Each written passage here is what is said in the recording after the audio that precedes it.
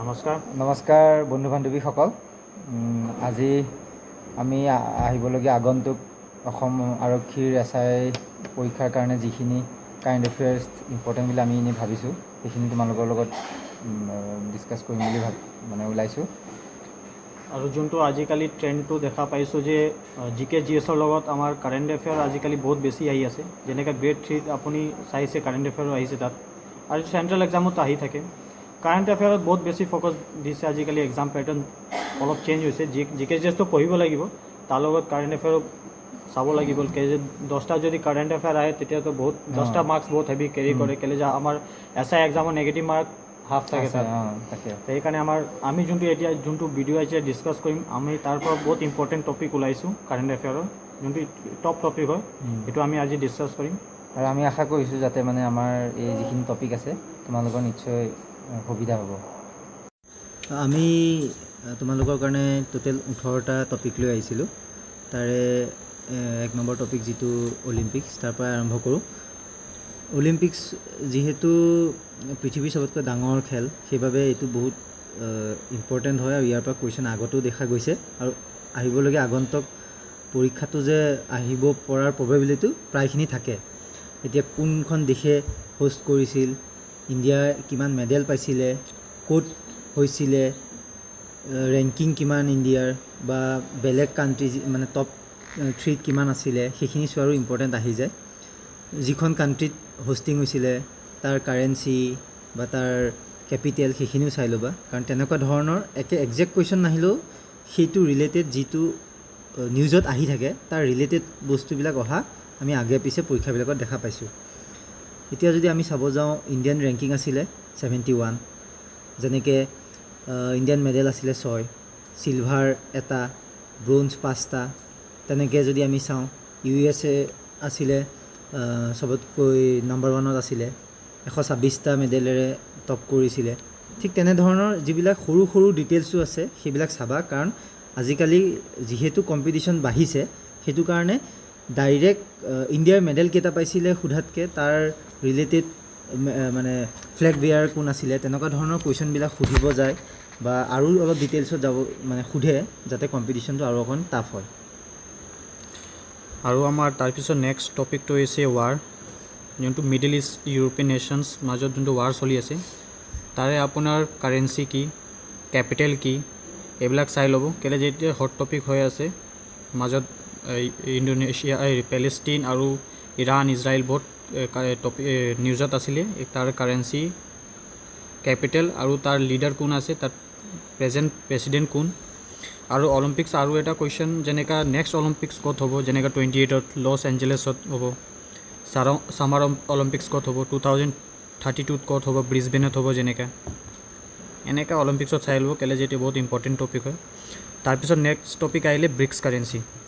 Bricks currency first তাত establish কৰি থৈছিলে, চাংঘাইত হৈছিলে। এইটো কোনটো ইয়েৰত হৈছিলে, 2009ত হৈছিলে।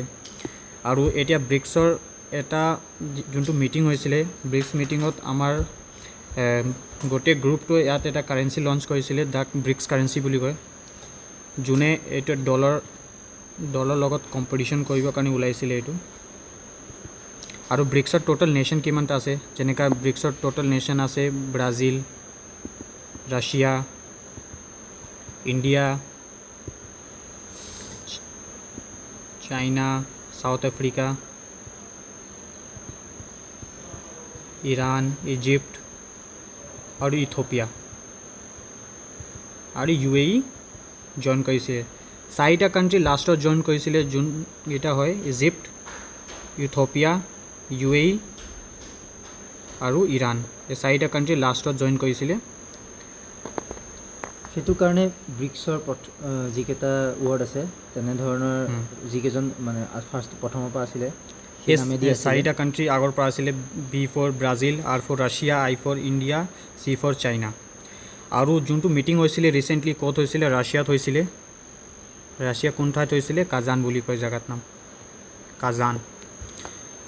আৰু নেক্সট টপিক হৈছে এতিয়া স্পৰ্টছ স্পেচিয়েলি যোনটো T20 ৱৰ্ল্ড কাপ হৈছিলে, য'ত আমাৰ ইণ্ডিয়া জিকিছিলে, তাৰ ওপৰত কুৱেশ্যন বহুত ইম্পৰ্টেণ্ট।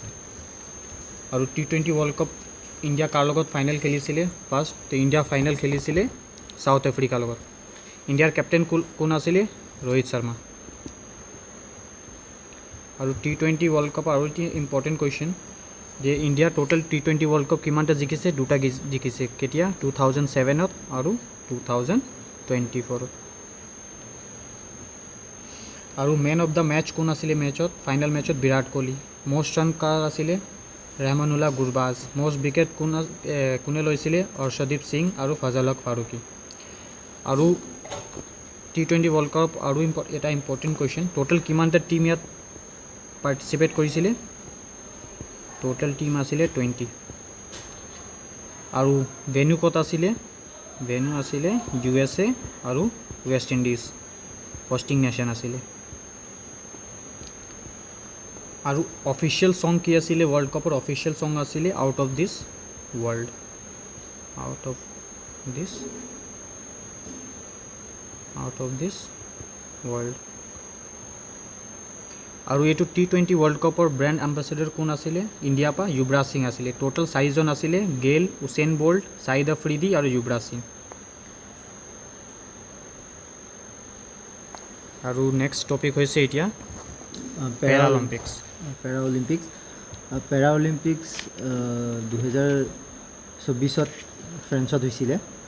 আৰু ফ্লেগ বিয়াৰ কোন আছিলে? সুমিত অন্টিল আৰু ভাগ্যশ্ৰী যাদৱ। বা পেৰা অলিম্পিকৰ কোনটো সময়ত হৈছিলে সেইটো এটা ইম্পৰ্টেণ্ট। আগষ্ট 28 to ছেপ্টেম্বৰ 8, 2024। তেনেধৰণৰ কুৱেশ্যনবিলাক আপোনালোকে চালে বেছি সুবিধাজনক হ'ব। GI টেগ নতুনকৈ যেনেকৈ 6 নম্বৰ টপিকটো GI টেগ যিটো আছে, GI টেগৰ নতুনকৈ যিকেইটা বড়ো খাদ্যৰ ওপৰত দিয়া গৈছে সেইকেইটাও চাবা। কাৰণ GI টেগকেইটা আগতে যিকেইটা অসমৰ আছিলে সেইকেইটাতো ইম্পৰ্টেণ্ট হয়, কিন্তু নতুন যিকেইটা আকৌ দিছে সেইকেইটা আৰু ইম্পৰ্টেণ্ট, কাৰণ নতুনকৈ সেইকেইটা নিউজত আছিলে। GI টেগৰ পৰা যিহেতু আমি কুৱেশ্যন কেতিয়াবা এটা দুটা পোৱা দেখা যায়, সেইটো কাৰণে GI টেগকেইটা এবাৰ ওপৰৰ পৰা চাই ল'লে ভাল হ'ব। আৰু নেক্সট টপিক হৈছে 7 নম্বৰ টপিক হৈছে ইউনেস্কো। ইউনেস্কো এষ্টাব্লিছ কেতিয়া হৈছিলে? 1945। ক'ত হৈছিলে? পেৰিছ, ফ্ৰান্সত।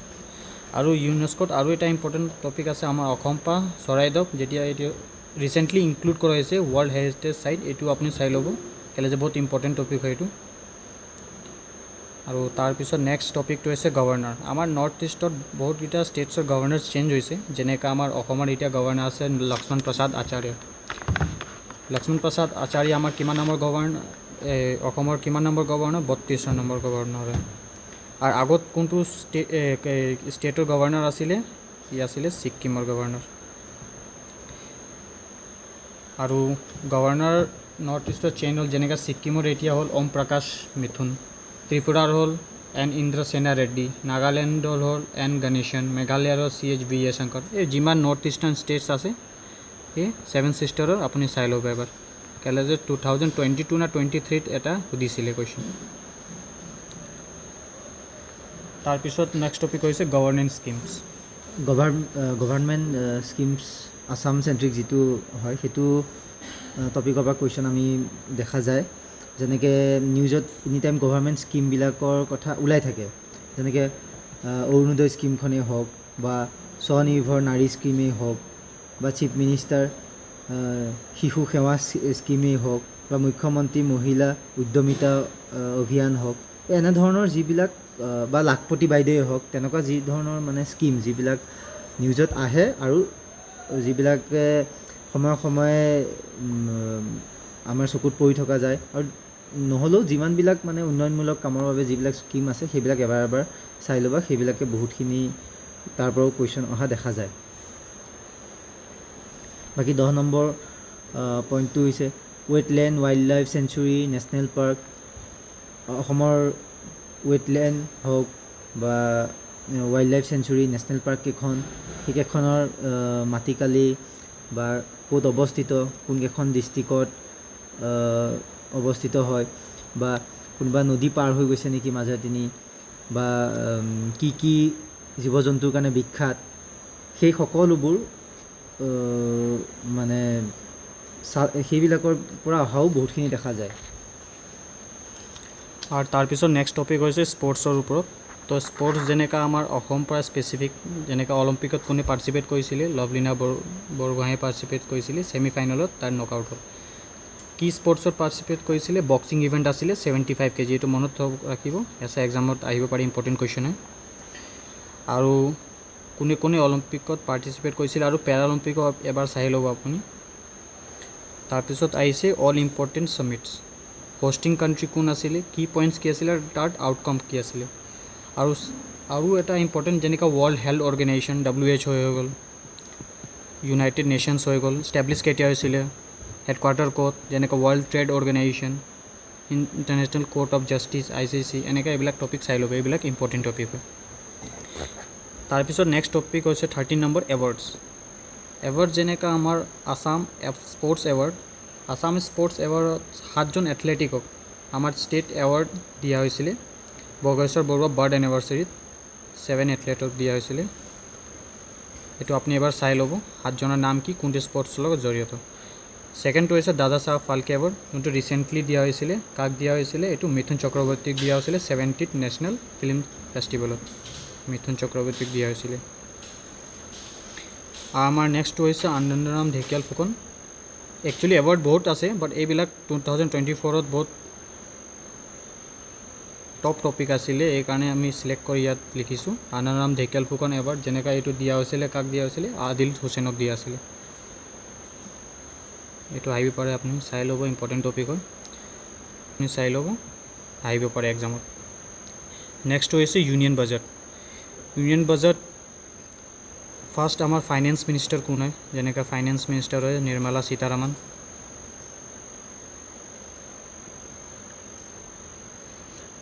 আৰু আমাৰ এটা আৰু চাই ল'ব, ইউনিয়ন বাজেটৰ ফিস্কেল ডেফিচিট কিমান টাৰ্গেট লৈছিলে এইবাৰ, ফিস্কেল ডেফিচিট এইটো আমাৰ এইবাৰ ইউনিয়ন বাজেটৰ টাৰ্গেট লৈছিলে 4.9%। এইটো আহে এক্সামত একচুৱেলি। আৰু নেক্সট টপিক হৈছে নিউলি এপইণ্টেড কেবিনেট মিনিষ্টাৰ্ছ। তো আপুনি যিমান মিনিষ্টাৰ্ছ আছে নিউলি এপইণ্ট ছাফল হৈছিলে লোকসভা ইলেকশ্যন পাছত, যিমান মিনিষ্টাৰ ছাফল হৈছে এইবিলাক আপুনি এবাৰ চাই ল'ব। যেনেকৈ Piyush Goyal ministry of commerce and, আমাৰ যেনেকৈ Sarbananda Sonowal minister of port হয়, মিনিষ্ট্ৰী অফ প'ৰ্ট, এইবিলাক টপিক আপুনি চাই ল'ব। তাৰপিছত হৈছে ইণ্ডেক্স এণ্ড ৰেংকিং, যেনেকৈ আমাৰ ইণ্ডিয়া হেপিনেছ ইণ্ডেক্সত কিমান নম্বৰত আছে, ৱৰ্ল্ড হাংগাৰ ইণ্ডেক্সত কিমান নম্বৰত আছে, এইবিলাক ষ্টেটিক্স আপুনি চাই ল'ব, এক্সামত আহি যায় এইটো অপশ্যন দি। নেক্সট টপিক হৈছে ইউনেস্কোৰ ওপৰতে, যোনটো আমাৰ উদ্দীপনে আগত ক'লে চৰাইদেউ মৈদাম, যোনটো ইউনেস্কো ৱৰ্ল্ড হেৰিটেজ চাইটৰ ওপৰত এইটো ইনক্লুড কৰা হৈছে, ইয়াৰ ওপৰত আপুনি চাই ল'ব কুৱেশ্যনছ। আৰু নেক্সট আহিছে আমাৰ লোকসভা ইলেকশ্যন।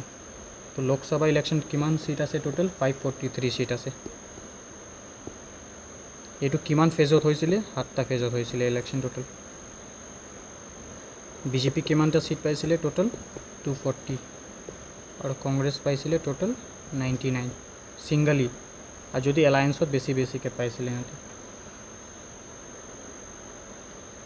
আৰু আপুনি চাই ল'ব সব লোকসভা ইলেকশ্যনত লোকসভা চিট চবতকৈ বেছি লোকসভা চিট চবতকৈ বেছি ক'ত আছে? এইটো UPত আছে, 80টা চিট আছে। এনেকৈ আপুনি চাই ল'ব চবতকৈ কম ক'ত, অসমত কিমানটা আছে? 14টা আমাৰ লোকসভা চিট আছে। এনেকৈ নৰ্থ ইষ্টজন চাই ল'ব। এইটোৱে আমাৰ আছিলে আজিৰ কাৰেণ্ট এফেয়াৰ ইম্পৰ্টেণ্ট টপিক, যোনটো আমি চিলেক্ট কৰি ইয়াত এইটো বনাইছোঁ আমি যোনটো ভিডিঅ'টো। আমি এইকেইটা প্ৰবেবল যেনেকুৱা ধৰণৰ পৰীক্ষা আমি দিছোঁ বা আমি যেনেধৰণৰ পাইছোঁ তাৰ ভিত্তিত দিয়া কুৱেশ্যন হয়। এইকেইটাই যে আহিব বা এনেকুৱা আহিব বুলি নহয়, কিন্তু যিকেইটা আমাৰ প্ৰবেবিলিটি বেছি যেন লাগিছে আমি সেইখিনি উলিয়াই পেলাই দিছোঁ। সেইটো কাৰণে আপোনালোকে এইখিনি নিজেই বিবেচনা কৰি পেলাই চাই পেলাই পঢ়িলে মই ভাবোঁ বহুতখিনি সুবিধা হ'ব। সেইটোৱে আৰু ভিডিঅ'টো এতিয়া এণ্ড কৰিছোঁ। থেংক ইউ, আৰু এক্সামৰ কাৰণে অল দ্য বেষ্ট।